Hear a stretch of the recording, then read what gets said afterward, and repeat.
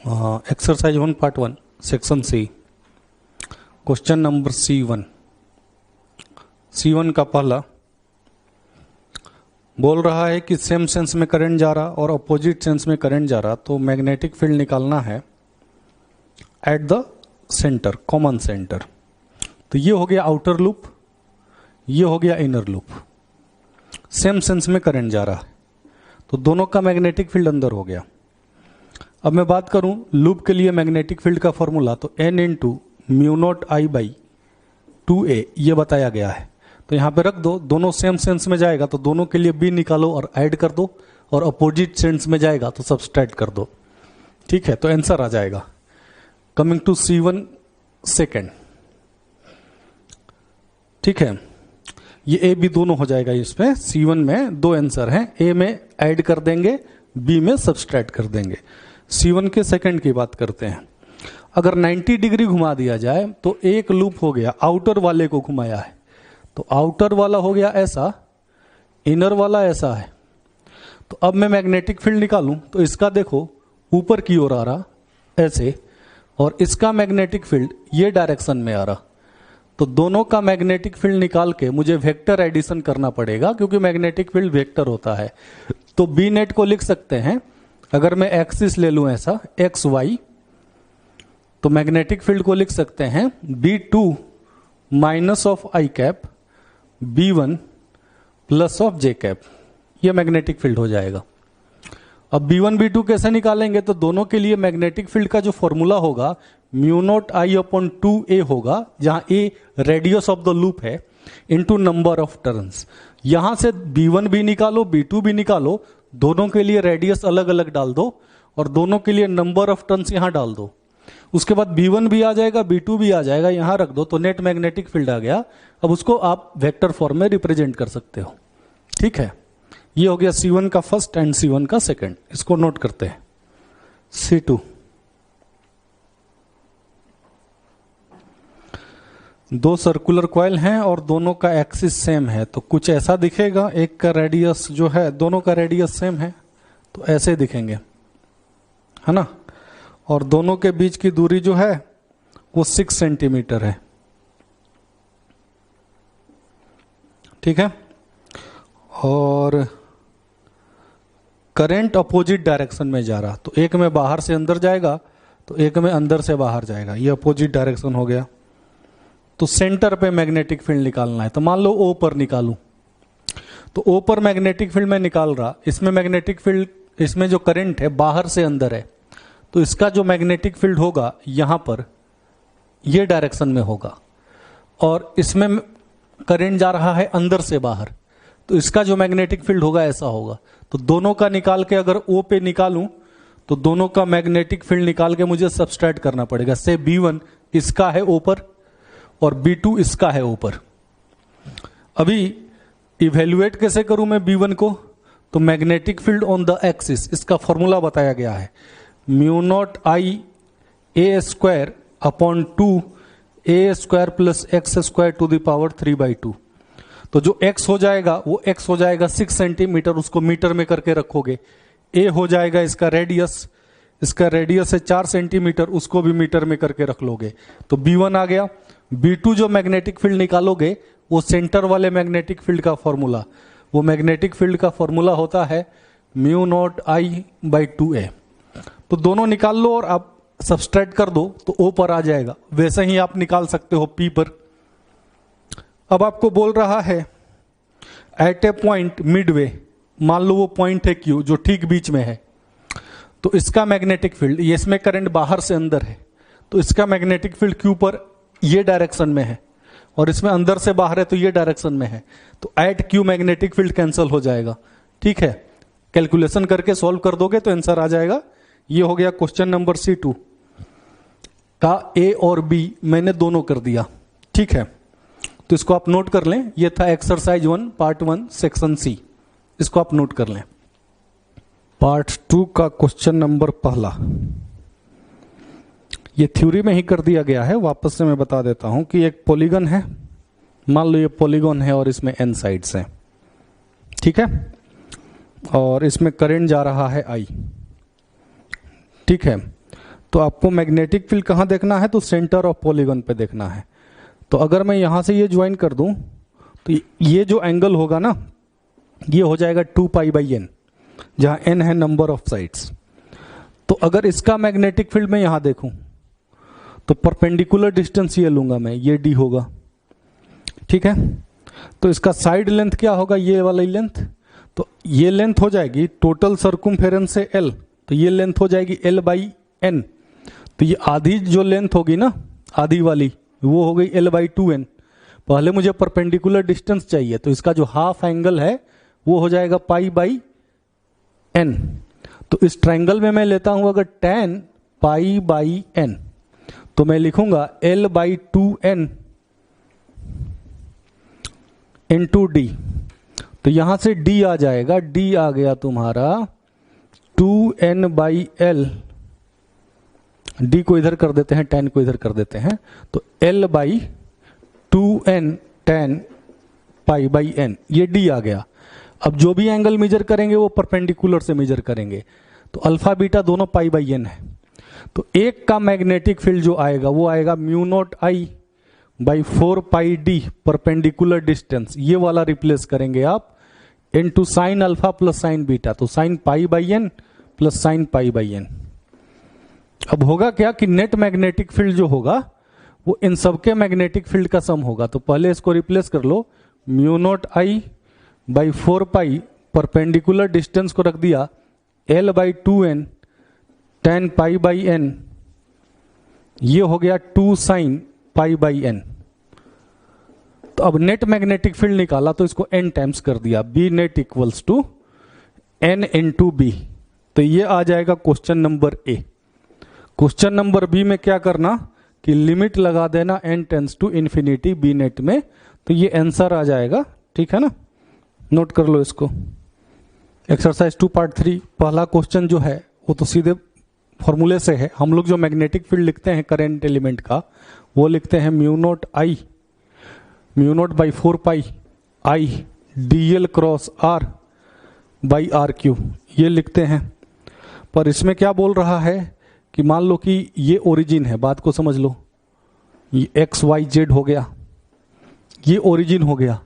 हम लोग जो ओरिजिन लेते हैं ना, ये r लिखते समय वो dl पर लेते हैं, मतलब हम लोग जो पोजीशन वेक्टर यहां पर लिखते हैं वो पोजीशन वेक्टर ये होता है, पर कोऑर्डिनेट में जो पोजीशन वेक्टर होता है वो होगा एक्चुअली -r। अगर मैं इस पोजीशन वेक्टर को, इसको मैं अगर मैं कैपिटल R लिख दूं, ये dl को ओरिजिन मान के जो पोजीशन वेक्टर है उसको कैपिटल R लिख दूं, तो कोऑर्डिनेट पोजीशन वेक्टर जो होगा स्मॉल r वो होगा -R, उसको आप यहां रिप्लेस कर दो तो पहला आ जाएगा, ठीक है ना। अभी सेकंड क्वेश्चन पूछ रहा है magnetic field at the centre of disc बताइए।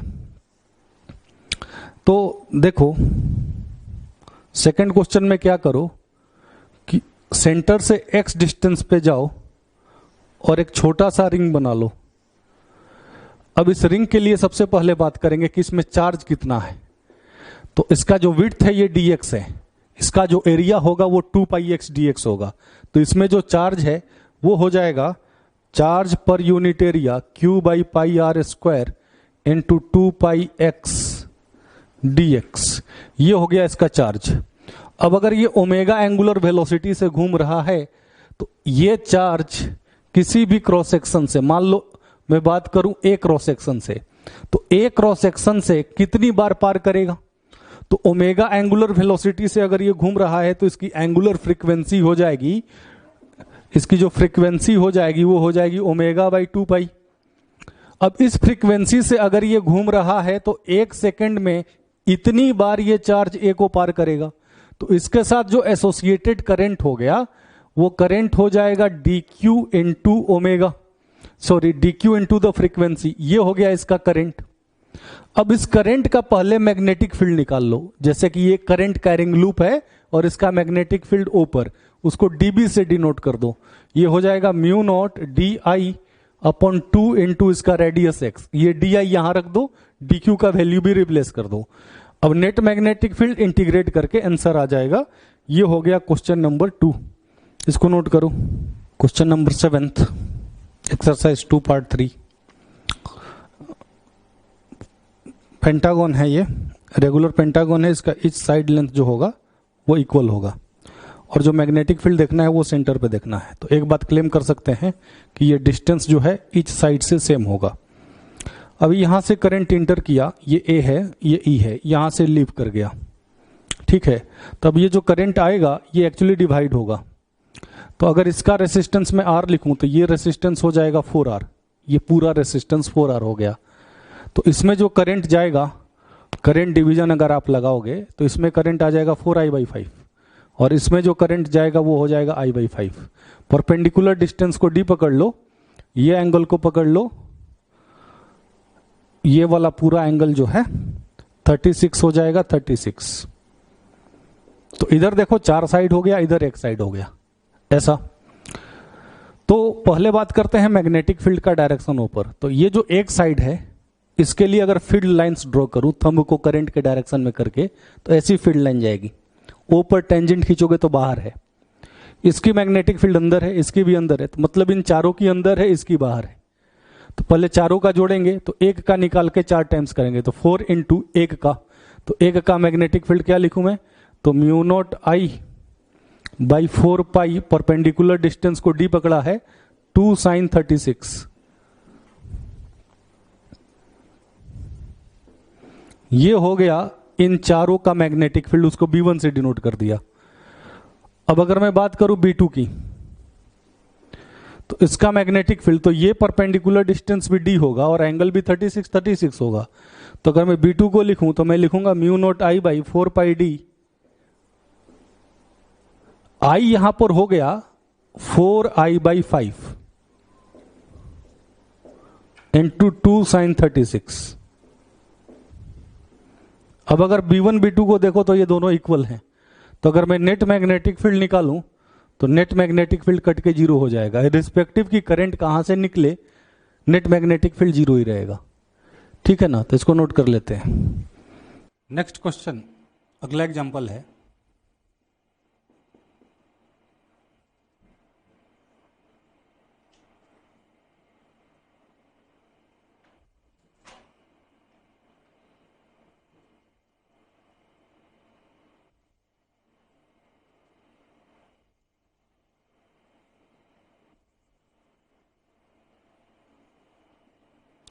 ये है, देखो इसको मैं बोल देता हूं एक्स एक्सिस, ये वाई एक्सिस है, ये जेड एक्सिस है, ठीक है। और एक वायर है जिसको मैं इस ब्लू मार्कर से दिखा रहा, ये वायर कुछ ऐसा है, और इसमें करंट जो जा रहा वो ये डायरेक्शन में जा रहा, देखो। और इस सेमी सर्कल का जो रेडियस है ना, वो रेडियस है R, और ये ओरिजिन जो है उस सेमी सर्कल का सेंटर है। अब मैग्नेटिक फील्ड चाहिए एट ओरिजिन, ठीक है। और इस पूरे सर्किट में जो करंट जा रहा वो करंट है I। ये इनफाइनाइट लेंथ का वायर है, ये वायर भी इनफाइनाइट लेंथ का है, और ये सेमी सर्कल है। क्वेश्चन लिख सकते हो, evaluate magnetic field at origin of coordinates for the circuit shown in figure. देखो इसको 2 मिनट के लिए सॉल्व कर लो आप। अब मैं इसको आपको सॉल्व करके बताता हूं, देखा जाए। सबसे पहले इसको सेक्शंस में डिवाइड कर लेंगे। ये एक इनफाइनाइट लेंथ का, ये सेमी सर्कल, फिर ये एक इनफाइनाइट लेंथ का, ये 3 सेक्शन हो गए। पहले सेक्शन के लिए बात करें, इसके लिए मैग्नेटिक फील्ड O पे देखना है। तो अगर मैं यहां से परपेंडिकुलर ड्रॉप करता हूं ना, तो ये परपेंडिकुलर एक्चुअली ये लाइन होगी, देखो ये वाली लाइन। अब ये लाइन की जो लेंथ होगी ना वो रेडियस के बराबर है ना।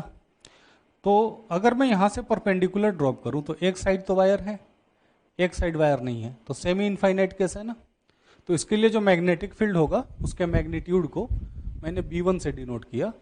तो B1 को लिखा जा सकता है μ0I/4π, the perpendicular distance is R। ये B1 की वैल्यू आ गई। नाउ कमिंग टू डायरेक्शन, तो देखो जेड एक्सिस जो होता है ना वो ऐसे होता है, नहीं। तो ये वायर जो है ये ऐसे है, और इसका मैग्नेटिक फील्ड यहां देखना है। तो यहां से परपेंडिकुलर ड्रॉप किया। अब इतने रेडियस का सर्कल खींचोगे, सर्कल जो खींचोगे उसका जो प्लेन होगा वो XY प्लेन होगा, why because the wire is parallel to the Z axis. तो अब थंब को करंट के डायरेक्शन में कर लो।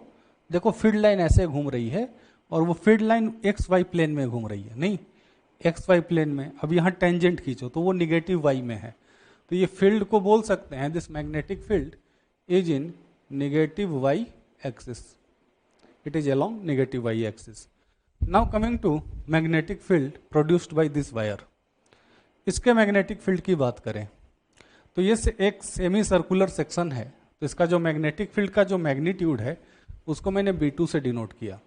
B2 को मैं लिख सकता हूँ mu naught I upon 2r theta by 2 pi, that is pi by 2 पाई। तो इसको अगर मैं सॉल्व करूँ तो ये आ जाएगा mu not I by 4r। Now coming to direction. Direction की बात करें तो इसका मैग्नेटिक फील्ड ऊपर, तो थंब को फिंगर्स को घुमाओ सर्कल के प्लेन में, थंब बताएगा मैग्नेटिक फील्ड। ये magnetic field negative Z axis में है, तो इसके मैंने बोल दिया it is along negative Z axis. ठीक है, अब अगली बात करें ये वायर की। ये जो वायर है ना, देखो ये वाई एक्सिस के पैरेलल है। अब इसका मैग्नेटिक फील्ड मुझे ऊपर देखना है। तो अगर मैं यहां से परपेंडिकुलर ड्रॉप करता हूं तो परपेंडिकुलर ड्रॉप करूंगा तो एक साइड में वायर नहीं है देखो, और दूसरे साइड में वायर इन्फिनिटी तक गया है। तो इसका मैग्नेटिक फील्ड जो सेंटर पे होगा वो सेमी इनफाइनाइट केस से ही निकालेंगे, B3 से डिनोट कर लेते हैं उसको। तो B3 की वैल्यू अगेन वही आएगी, that is mu not I upon 4 pi R. पर इसके अगर डायरेक्शन की बात करें तो करंट ऐसे जा रहा, थंब को करंट के डायरेक्शन में कर लिया, सर्कल घूम रही है। देखो अगर ये वाई एक्सिस में है तो सर्कल घूम रही है एक्स जेड प्लेन में, तो एक्स जेड प्लेन में सर्कल है और ऐसे ओरिएंटेशन में है, एरो ऐसा है। तो अगर मैं यहाँ टेंजेंट ड्रॉ करूँ तो वो इनवर्ट जाएगा, इनवर्ट बोले तो निगेटिव जेड डायरेक्शन। तो इसको लिख देते हैं it is along negative Z direction.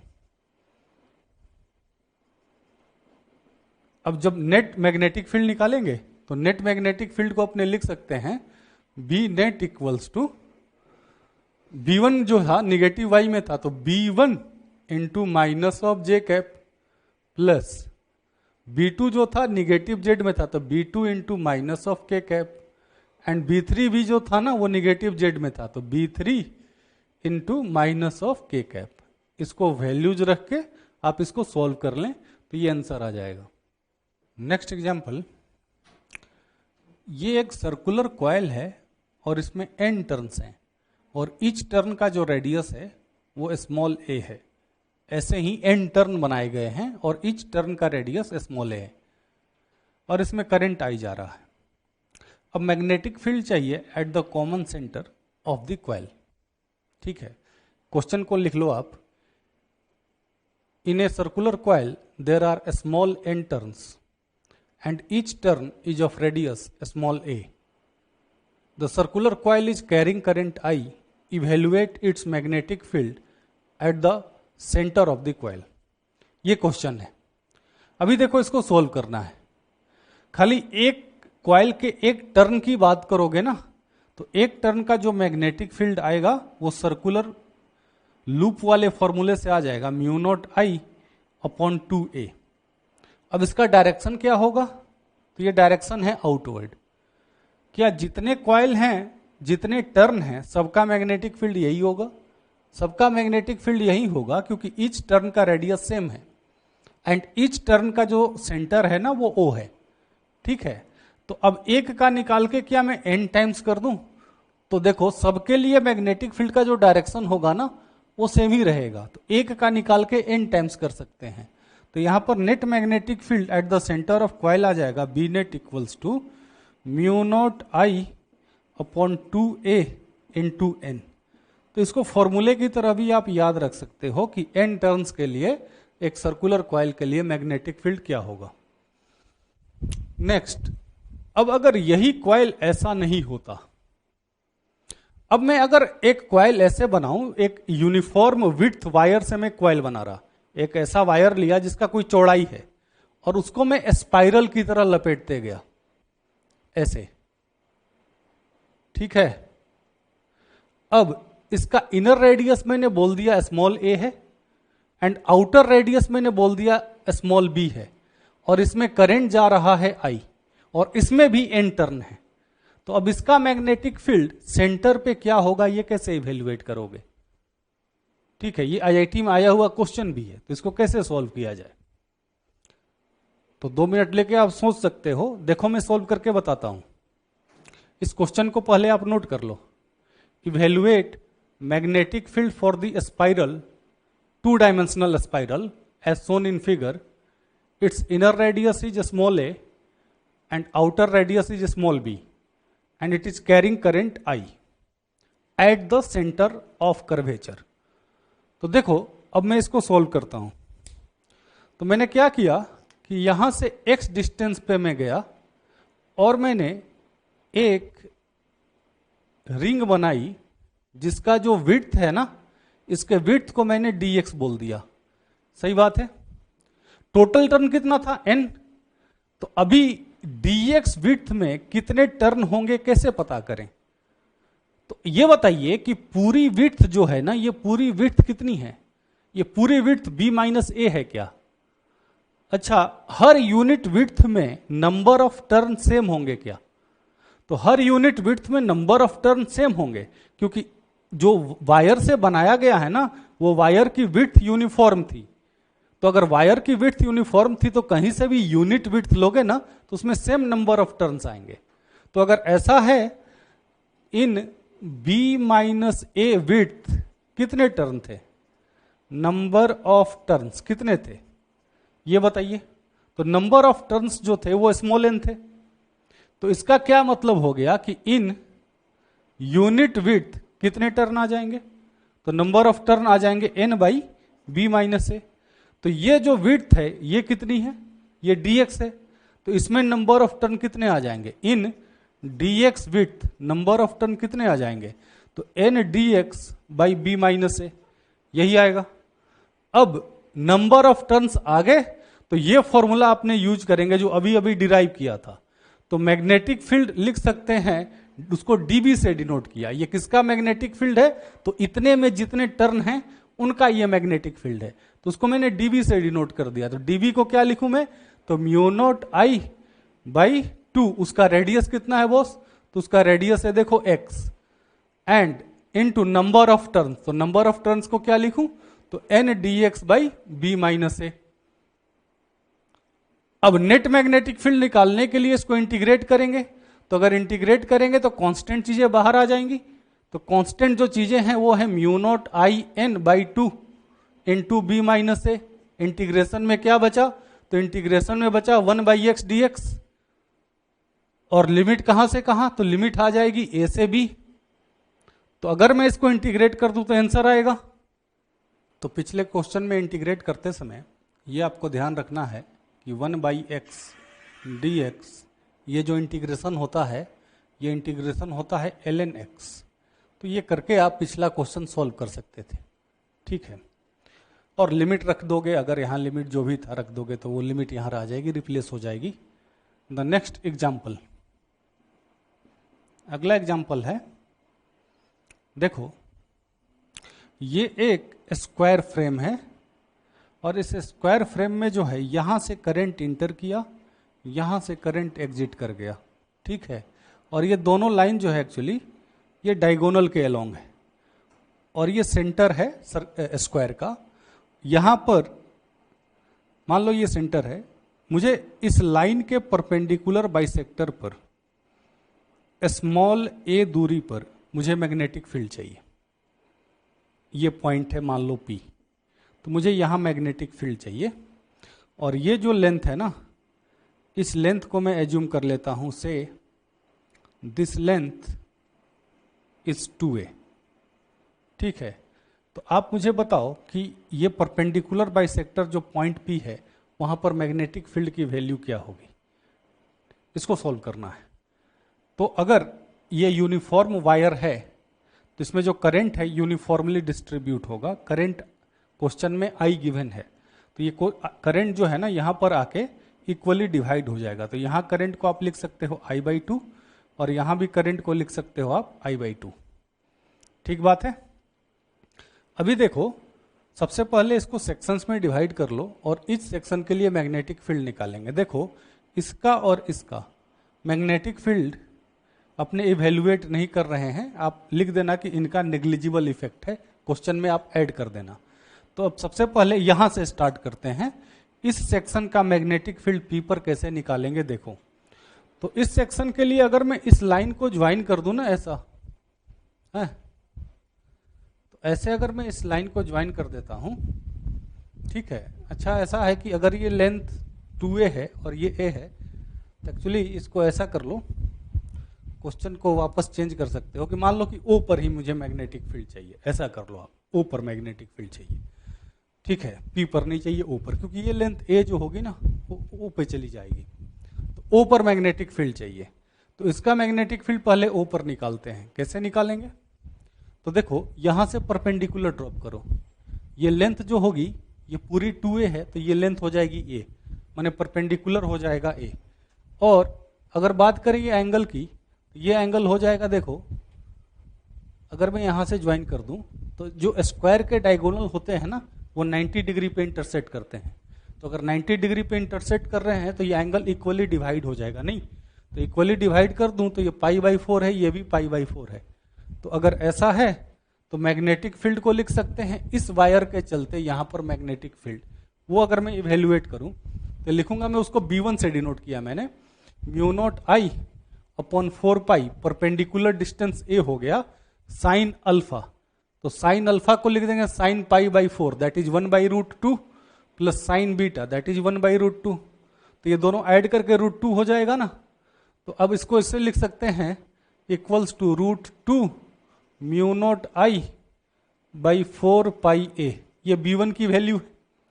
Now coming to direction, direction की बात करें तो इसका मैग्नेटिक फील्ड O पर कैसे देखोगे, तो यहां से परपेंडिकुलर ड्रॉप कर दिया, इतने रेडियस का सर्कल खींच दिया, सर्कल का जो प्लेन लेना है वो वायर के परपेंडिकुलर लेना है, थंब को करंट के डायरेक्शन में कर लो, सर्कल ऐसे घूम रहा है, अब सर्कल ऐसे घूम रहा है और O पर मैग्नेटिक फील्ड चाहिए, तो देखो O पर टेंजेंट खींचो तो ऐसा जाएगा टेंजेंट, तो इसको लिख सकते हैं आउटवर्ड, आउटवर्ड के लिए गोल बना के डॉट मारते हैं ना, ये हो गया।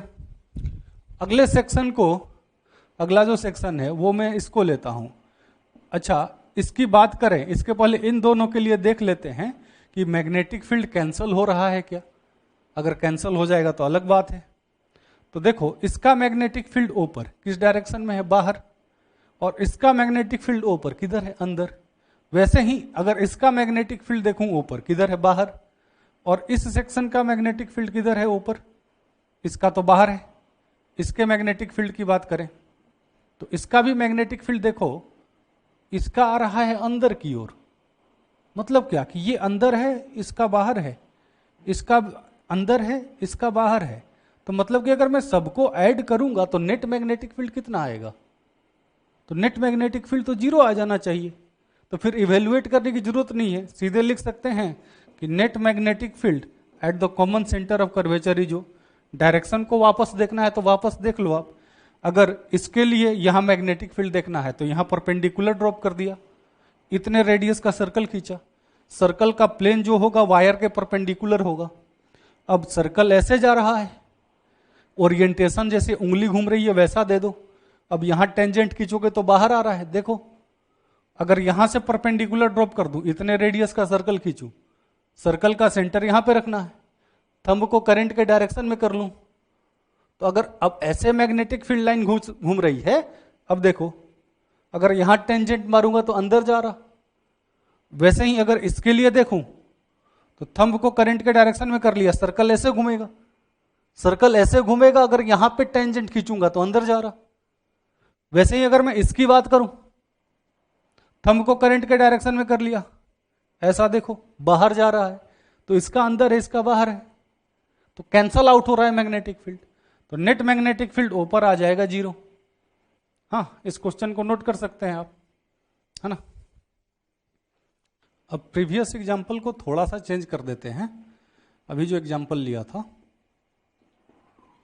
देखो वही स्क्वायर लूप है, इसका साइड लेंथ है a, इसमें करंट यहां से जा रहा और यहां से करंट एग्जिट कर रहा है, ठीक है, एक पॉइंट है P which is on the perpendicular bisector and which is at distance a/4 from this point, यहां से a/4 दूरी पर है। अब यहां पर मैग्नेटिक फील्ड चाहिए। This point is actually in the plane of the square loop. ठीक है, right the question, evaluate magnetic field at point P lying on the perpendicular bisector of this side shown in figure.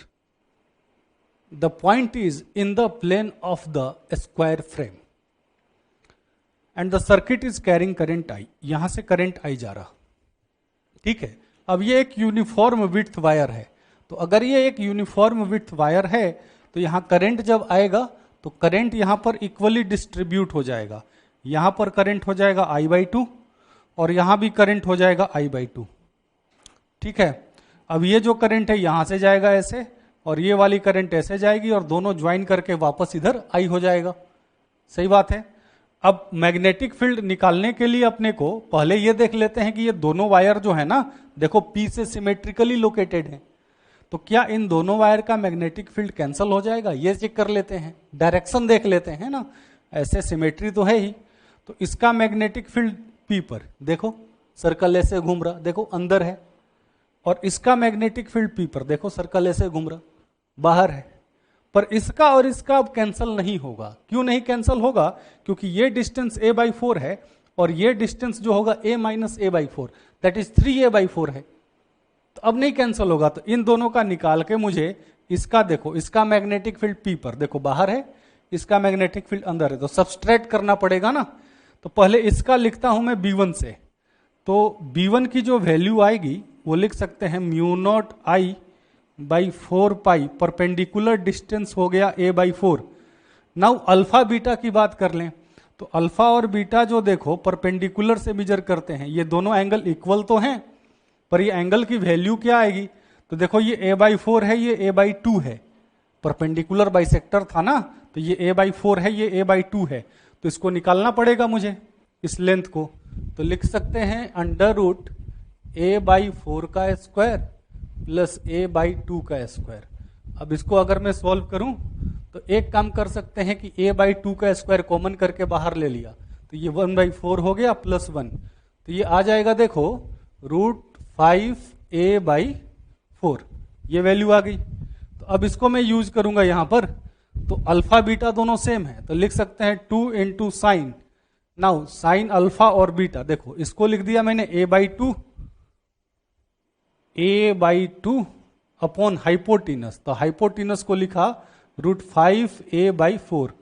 तो देखो इसको solve करना पड़ेगा, a cancel हो जाएगा, b1 की value b1 equals to μ0I, ये 4 से कैंसल हो गया, तो अपॉन पाई a, ये आ गया ऊपर में a, क्योंकि ये 2 मैंने कैंसिल कर दिया था, ये 4 ऊपर चला जाएगा, तो 4a लिख दूं अपॉन √5, है ना। तो इसको सॉल्व करें तो इसको लिख सकते हैं 4 μ0I।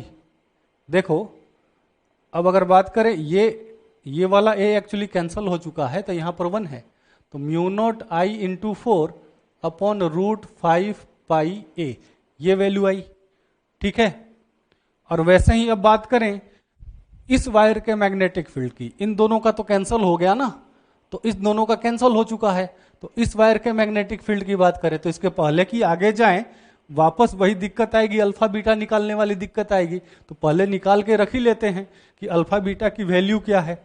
तो कैसे इवेल्युएट करेंगे? तो ये वायर है, यहां से जो ये लेंथ होगी, ये लेंथ कितनी हो जाएगी परपेंडिकुलर वाली? तो देखो ये पूरा a था, ये a/4 था, तो a - a/4, तो ये लेंथ हो जाएगी 3a/4। क्या है? सही है ना। अभी ये लेंथ कितनी आ जाएगी? तो ये लेंथ आ जाएगी a/2, परपेंडिकुलर बाइसेक्टर है, तो ये लेंथ अपने निकाल सकते हैं पाइथागोरस थ्योरम से। तो पाइथागोरस थ्योरम से अगर ये लेंथ निकाले तो लिखेंगे √3a/4 का स्क्वायर प्लस a/2 का स्क्वायर।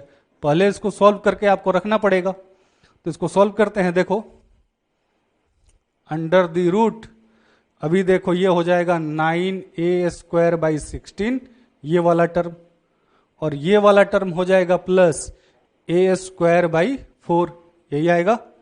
अभी देख, अगर मैं एलसीएम ले लूं तो ये हो जाएगा 4 + 9 13 ए स्क्वायर बाई 16, यही आएगा। तो इसको लिख सकते हैं √13a/4, सही बात है। तो साइन अल्फा साइन बीटा अब निकाला जा सकता है।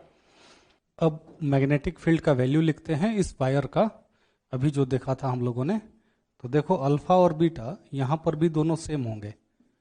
तो अगर मैं साइन अल्फा या साइन बीटा लिखूं तो sine alpha equals to sine beta equals to, अपने लिख सकते हैं परपेंडिकुलर। देखो परपेंडिकुलर हो जाएगा a/2 एंड हाइपोटेनस अभी निकाला था हम लोगों ने, देखो √13a/4 है ना।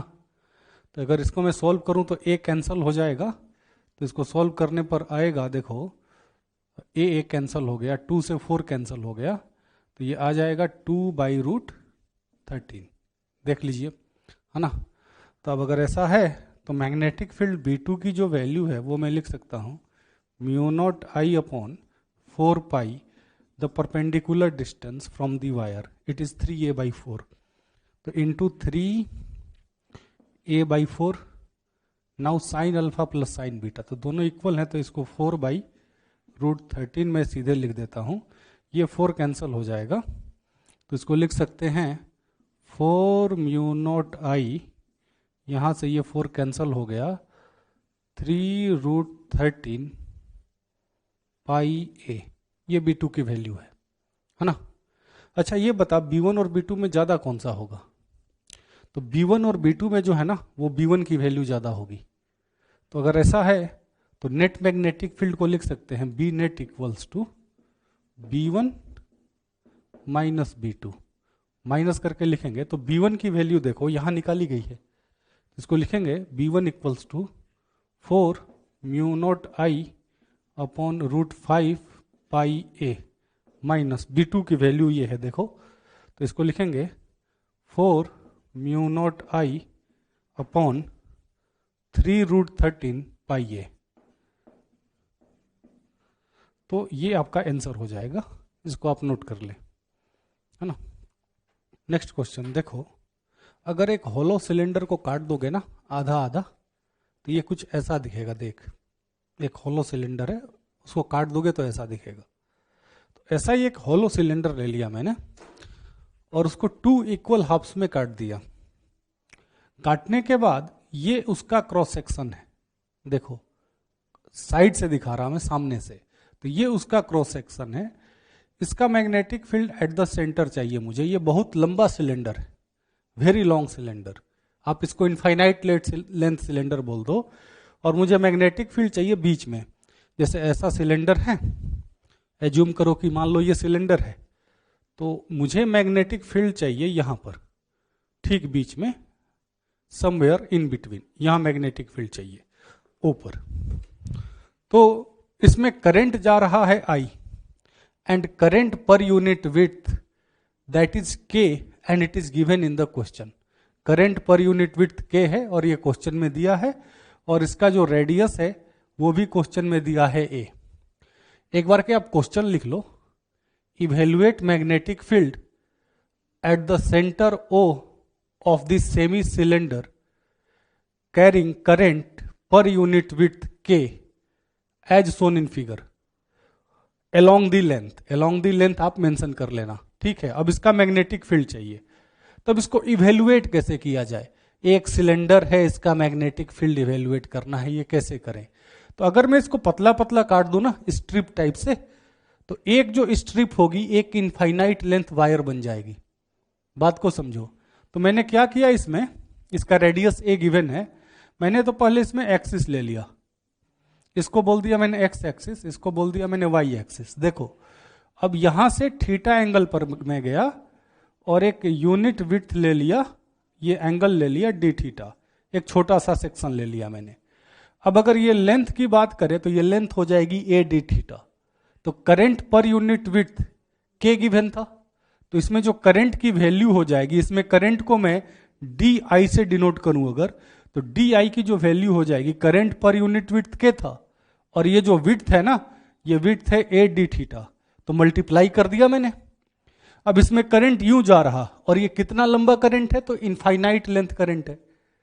तो अब इसका मैग्नेटिक फील्ड यहां पर पहले निकालो, परपेंडिकुलर की जो वैल्यू होगी ना वो ए के बराबर हो जाएगी। तो उसके मैग्नेटिक फील्ड को मैंने डीबी से डिनोट किया, तो डीबी को मैं लिखूंगा mu naught D I upon 2 pi into perpendicular distance which is a.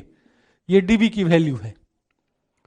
Now अब ये मैग्नेटिक फील्ड का डायरेक्शन क्या होगा, तो चलो इसको अलग डायग्राम में मैं समझाता हूं। मैग्नेटिक फील्ड का डायरेक्शन ये हुआ सेमी सर्कुलर सिलेंडर और मैंने एक्सिस लिया था ऐसा।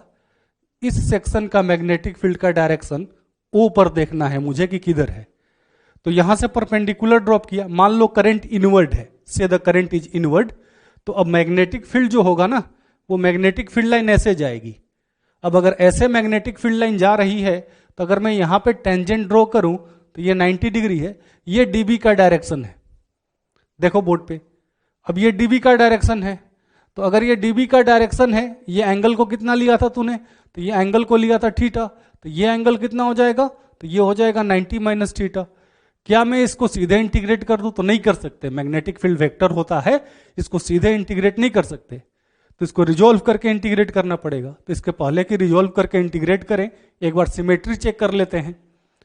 तो अगर ऐसे यहां थीटा यहां भी मैं ले लूं और इसको अगर मैं डी आई ले लूं, सिमेट्री देख रहा, सो दैट कि एक कंपोनेंट से मैं बच जाऊं।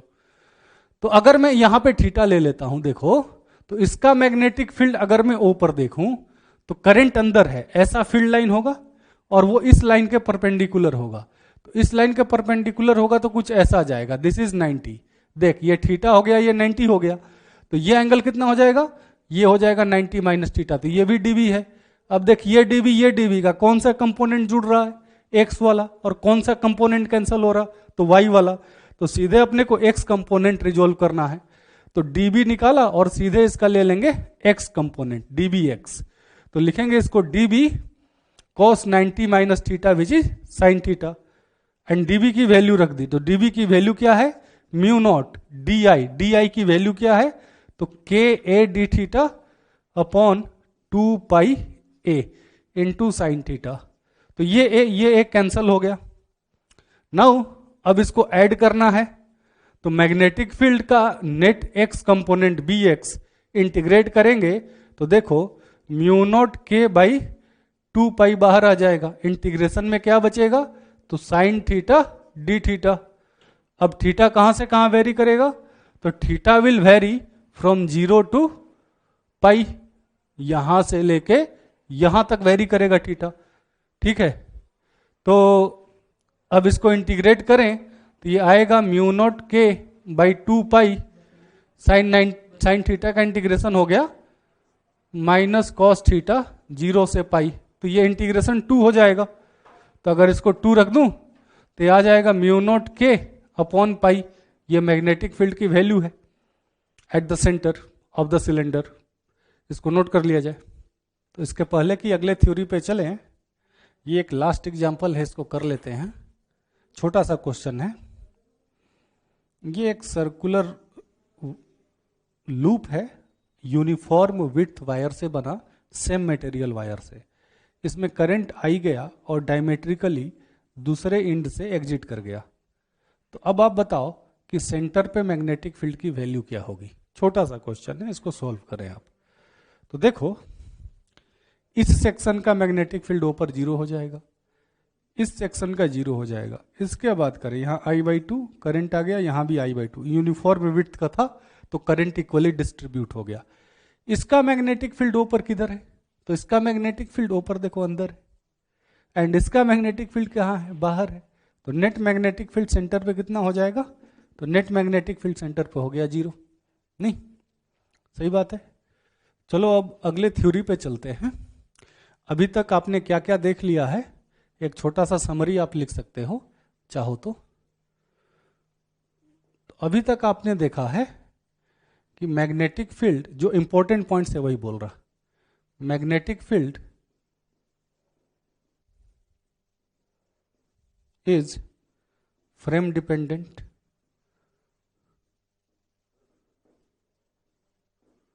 Vector field.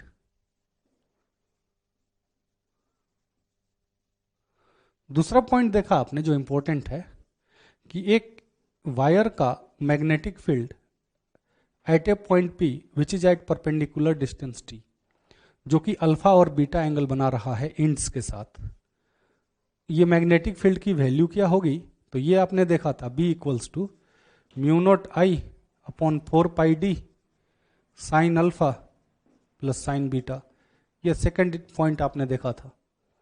नाउ इसी में एक और पॉइंट हमने देखा था कि स्ट्रेट वायर की जो मैग्नेटिक फील्ड लाइंस हैं वो कैसी होती हैं। तो स्ट्रेट वायर की जो फील्ड लाइंस होती हैं वो कॉन्सेंट्रिक सर्कल होती हैं, जिनका जो प्लेन होता है ना वो वायर के परपेंडिकुलर होता है। थंब को रखा करंट के डायरेक्शन में, जैसा ओरिएंटेशन है। तो these are infinite wire, infinite concentric circles which are the field lines of straight wire. अगला आपने देखा कि सर्कुलर लूप के लिए सेंटर पे मैग्नेटिक फील्ड की वैल्यू क्या होगी, जिसका रेडियस a है। तो सर्कुलर लूप के लिए मैग्नेटिक फील्ड की वैल्यू देखी थी आपने mu naught I by 2a। ये फोर्थ पॉइंट था। फिफ्थ पॉइंट जो आपने देखा, द फिफ्थ पॉइंट, वो आपने देखा कि एक आर्क का मैग्नेटिक फील्ड सेंटर पे क्या होता है। अगर ये सेंटर पे एंगल थीटा बना रहा तो उस आर्क का मैग्नेटिक फील्ड आपने देखा B equals to mu not I upon 2 से इट्स रेडियस इज a, तो 2a थीटा बाई 2π। ये फिफ्थ पॉइंट देखा आपने, ठीक है। नेक्स्ट पॉइंट जो आपने देखा कि एक n टर्न का सर्कुलर लूप है, इसमें n टर्न है, इट इज ए क्वाइल। तो क्वाइल का मैग्नेटिक फील्ड सेंटर पे अभी अभी हमने डिराइव किया था, ये था n mu not I upon 2a, where n is the number of turns. ठीक है, इतना हम लोग थ्योरी डिस्कस कर चुके हैं अभी तक, आज की क्लास तक। और मैग्नेटिक फील्ड लाइंस के लिए तो इसका मैग्नेटिक फील्ड केवल हम लोग सेंटर पे देखे हैं, और वो मैग्नेटिक फील्ड जो था थंब को, एक्चुअली फिंगर्स को अगर सर्कल के प्लेन में घुमाएं तो थंब बताएगा, राइट हैंड थंब बताएगा कि मैग्नेटिक फील्ड का डायरेक्शन क्या होगा। ये अब तक की थ्योरी थी जो हम लोगों ने डिस्कस की है। अगले थ्योरी की तरफ चलेंगे। अगली थ्योरी है कि ये एक सर्कुलर लूप है। अब मुझे इवेल्युएट करना है, इसके एक्सिस पर एक पॉइंट है P, इस पर मैग्नेटिक फील्ड इवेल्युएट करना है, और इसमें करंट जा रहा है I। इसका जो रेडियस है वो स्मॉल a है, ठीक है। और एक्सिस पर जो पॉइंट है उसकी जो सेंटर से दूरी है वो सेंटर से दूरी O है। तो मैग्नेटिक फील्ड इवेल्युएट करना है एट पॉइंट P। तो सबसे पहले बात करते हैं कि ये मैग्नेटिक फील्ड निकालने का तरीका क्या है। तो हम लोग यूज करते हैं बॉयड-सेवर्ट लॉ। ये डेरिवेशन है, और डेरिवेशन में थ्योरी का जो नाम है, थ्योरी का नाम है मैग्नेटिक फील्ड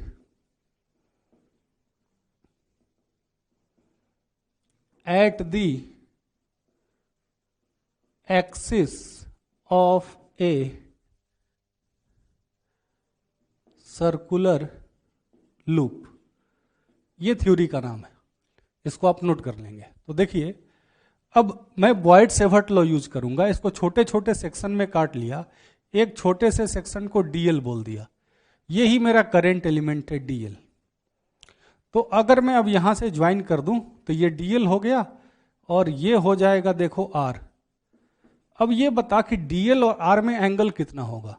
तो देखो, इसको ऐसे एज्यूम करो कि जो सर्कुलर लूप है ना वो ऐसी रखी गई है, ठीक है।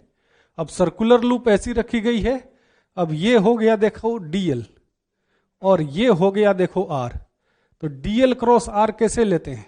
तो dl ये है, r ये है। एंगल कितना है dl और r के बीच का? dl, अब देखो, अच्छा इसको ऐसे समझ सकते हो कि अगर मैं एक सर्कल ड्रॉ करूं ना, तो छोटा सा सेक्शन जो होगा वो छोटा सा सेक्शन dl है, और ये लेंथ r है। इसके बीच का एंगल देखो, ये 90 डिग्री आएगा। तो dl और r के बीच का एंगल 90 डिग्री है, और dl क्रॉस r का जो डायरेक्शन होगा dl क्रॉस r, देख ये dl था, ये r था। देखो बात को ध्यान से समझो, नहीं तो दिखेगा नहीं। ये dl है, ये मार्कर dl है, ये r है। तो dl क्रॉस r जो होगा ना वो डीएल और आर दोनों के परपेंडिकुलर होगा, ये बात ध्यान रखें। Dl cross r will be perpendicular to r, नहीं बात? तो ये डीएल है, ये आर है, ऐसा देखो दोनों के बीच का एंगल देखो, ये दिख रहा होगा डायग्राम में, देख दोनों के बीच का एंगल 90 है। अब डीएल क्रॉस आर अगर मैं लूंगा तो ऐसा आएगा, मतलब कि ये हो गया उसका मैग्नेटिक फील्ड डीबी, इस सेक्शन का मैग्नेटिक फील्ड पी पर। अब अगर मैं इस डीबी को लिखूं मैग्नीट्यूड में, तो बॉयड सेवर्ट लॉ से मैं लिखूंगा mu naught by 4 pi I D L sine theta तो 90, साइन 90 तो 1 अपॉन आर स्क्वायर। तो आर तो ये लेंथ है, ये लेंथ को लिख सकता हूं मैं under root A square plus x square का स्क्वायर, तो रूट हट जाएगा। अब इसके पहले कि मैं इंटीग्रेट करूं, सिमेट्री देखनी पड़ेगी कि भाई अगर मैं वैसा ही डीएल यहां ले लेता तो उसका मैग्नेटिक फील्ड यहां पर क्या आता, ताकि यह पता चले कि कौन सा कंपोनेंट जोड़ना है, क्योंकि इस डीबी के दो कंपोनेंट हैं। इस डीबी का एक कंपोनेंट है अलोंग द एक्सिस से दिस एंगल इज थीटा, ये तो 90 हो गया क्योंकि डीबी और आर में कितना एंगल होता है 90, ये एंगल हो जाएगा 90 माइनस थीटा। तो डीबी के दो कंपोनेंट हैं, एक एक्सिस के अलोंग और एक एक्सिस के परपेंडिकुलर। तो देख लेते हैं कि कौन सी कंपोनेंट को जोड़ना है। तो अगर यहां भी एक डीएल ले लूं और अगर ये आर ले लूं, तो अब देख डीएल क्रॉस आर ऐसा आएगा, डीएल क्रॉस आर। तो अब देखो अगर ऐसा आएगा इस डीएल के लिए, डीएल क्रॉस आर, तो दोनों का कौन सा कंपोनेंट ऐड हो रहा है? तो दोनों का ऐड हो रहा है along the axis component, perpendicular to axis component cancel हो जा रहा है। तो अगर ऐसा है तो नेट मैग्नेटिक फील्ड जो आएगा वो अलोंग द एक्सिस आएगा। अब अगर ऐसा है तो केवल अलोंग द एक्सिस की बात करते हैं डीबी ये, तो इसके लिए लिखेंगे mu naught by 4 pi I D L along the axis dB sine theta. तो साइन थीटा ले लिया मैंने यहां पर। तो अब अगर मैं इसको इंटीग्रेट करूं तो मैग्नेटिक फील्ड अलोंग एक्सिस नीचे था ए स्क्वायर प्लस एक्स स्क्वायर, कौन से कंपोनेंट बाहर आएंगे इंटीग्रेट करते समय? तो म्यू नॉट कांस्टेंट है, 4 पाई कांस्टेंट है, आई कांस्टेंट है, थीटा भी कांस्टेंट है, ए और एक्स दोनों ही कांस्टेंट हैं। तो इंटीग्रेशन में क्या बच गया फिर? तो इंटीग्रेशन में बच गया डीएल। तो इंटीग्रेशन डीएल, ये बात। अब यहां पे आ जाओ, म्यू नॉट बाई 4 पाई, देखो बात को, आई साइन थीटा की वैल्यू बता इस ट्रायंगल में। इस ट्रायंगल में जो साइन थीटा होगा, अब यहां पर ये लेंथ हो गई ए और ये लेंथ हो गई A square plus A square, तो लिख सकते हैं साइन थीटा को A by under root A square plus x square. तो ये हो जाएगा A square plus x square to the power 3/2, सही बात है। और इंटीग्रेशन डीएल को लिख सकते हैं 2 पाई ए। तो अब 2 पाई से 4 पाई कैंसिल हो गया, तो क्या बचेगा ये? तो ये बचेगा mu not I A square by 2 A square plus x square to the power 3/2। ये magnetic field on the axis है और ये एक थ्योरी का पार्ट है, इसको आप नोट करें। क्लास में हम लोग बात कर रहे थे सर्कुलर लूप के एक्सिस फॉर मैग्नेटिक फील्ड की वैल्यू। ये पॉइंट पी जो था ये एक्स डिस्टेंस पे था और इस सर्कुलर लूप का रेडियस जो था ए था और इसमें करंट जा रहा था कुछ ऐसा। तो मैग्नेटिक फील्ड की जो वैल्यू आई थी वो आई थी mu naught by 2 I A square upon a square plus x square to the power 3/2। ये मैग्नेटिक फील्ड आया था और हम लोगों ने ये भी देखा था कि इसका जो डायरेक्शन होगा ये डायरेक्शन अलोंग द एक्सिस होगा। आगे के लिए मैग्नेटिक फील्ड का जो डायरेक्शन देखना है, एक्सिस के किसी भी पॉइंट पर मैग्नेटिक फील्ड का डायरेक्शन देखना है, तो उसका सीधा सा तरीका है, से current is rotating like this.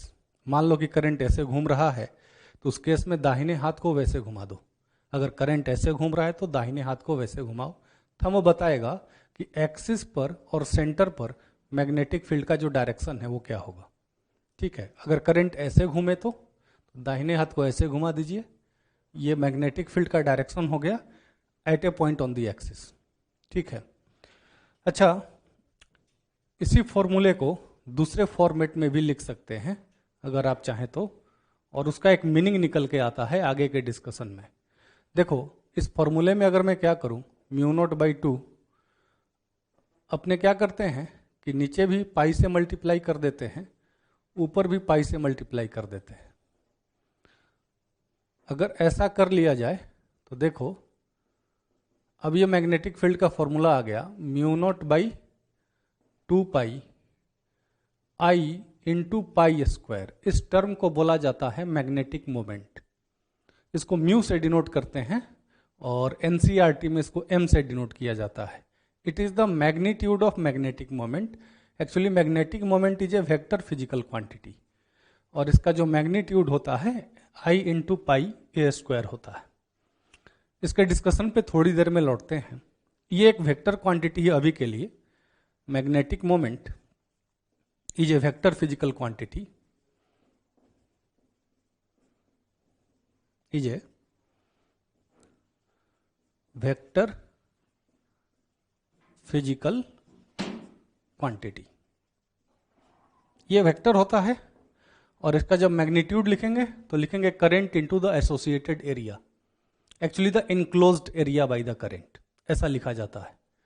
Now coming to its direction. इसका जब डायरेक्शन दिया जाता है तो इसका भी सीधा सा तरीका है कि अगर करंट ऐसे घूम रहा है, मान लो इस डायरेक्शन में करंट घूम रहा है, तो दाहिने हाथ को वैसे घुमा दो। ये हो गया मैग्नेटिक मोमेंट का डायरेक्शन।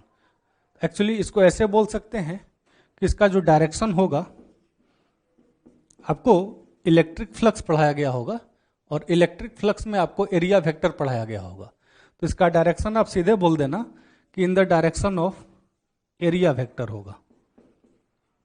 अब एरिया वेक्टर भी देने का तरीका है। एरिया वेक्टर कैसे देना है, तो करंट अगर ऐसे घूमेगा तो एरिया वेक्टर इस प्लेन के, करंट के प्लेन के परपेंडिकुलर होगा, तो या तो इधर होगा या तो इधर होगा। अब कैसे बताएंगे कि एरिया वेक्टर ये डायरेक्शन में है या ये डायरेक्शन में है, तो अगर करंट ऐसे घूम रहा है तो दाहिने हाथ को ऐसे घुमाएं, ये एरिया वेक्टर का डायरेक्शन है। सीधी सी बात है, जो मैग्नेटिक मोमेंट का डायरेक्शन होगा वही मैग्नेटिक फील्ड का डायरेक्शन होगा। इसलिए इसको आप वेक्टर फॉर्म में लिख सकते हैं, vector B equals to magnetic moment vector upon a square plus x square to the power 3/2। अगर अपने क्या करें कि यहां पे लिख देते हैं 4 पाई, तो यहां आ जाएगा 2। ये एक स्टैंडर्ड फॉर्मेट है मैग्नेटिक फील्ड का। Now coming to the point, अगला पॉइंट जो माइंड में आएगा कि मैग्नेटिक मोमेंट का एप्लीकेशन क्या है, ये होता क्या है। तो देखो, जहां भी किसी लूप में करंट रिवॉल्व कर रहा है तो बोला जाता है कि उस लूप में एक मैग्नेटाइजिंग प्रॉपर्टी आ गई है। वो लूप एक्चुअली एक बार मैग्नेट को रिप्रेजेंट करता है। एक सर्कुलर लूप को बोला जा सकता है ए स्मॉलेस्ट बार मैग्नेट, और उसकी मैग्नेटिक स्ट्रेंथ को रिप्रेजेंट करने के लिए हम लोग मैग्नेटिक मोमेंट को यूज करते हैं। A circular loop is equivalent to a bar magnet and to represent the strength of the circular loop in terms of magnetic field, अगर इसका स्ट्रेंथ दिखाना हो तो उसके लिए मैग्नेटिक मोमेंट का यूज किया जाता है, to represent the strength, magnetizing strength of the circular loop. ठीक है, अभी मैग्नेटिक मोमेंट जहां भी लिखना हो तो लिखना होगा current into the enclosed area. उस लूप के अंदर का एरिया लेना है, जिस लूप में करंट है उसके अंदर का एरिया, और उसका जो डायरेक्शन देना है उसका डायरेक्शन देना है एरिया वेक्टर के डायरेक्शन में। एरिया वेक्टर का भी डायरेक्शन देते समय राइट हैंड को यूज करें। सर्कुलर या किसी भी लूप के प्लेन में राइट हैंड को घुमाओगे तो थंब बताएगा कि भैया किस डायरेक्शन में एरिया वेक्टर है। तो ये हो गया मैग्नेटिक मोमेंट। आप इसका डिफिनीशन लिख सकते हो, write down the definition of magnetic moment.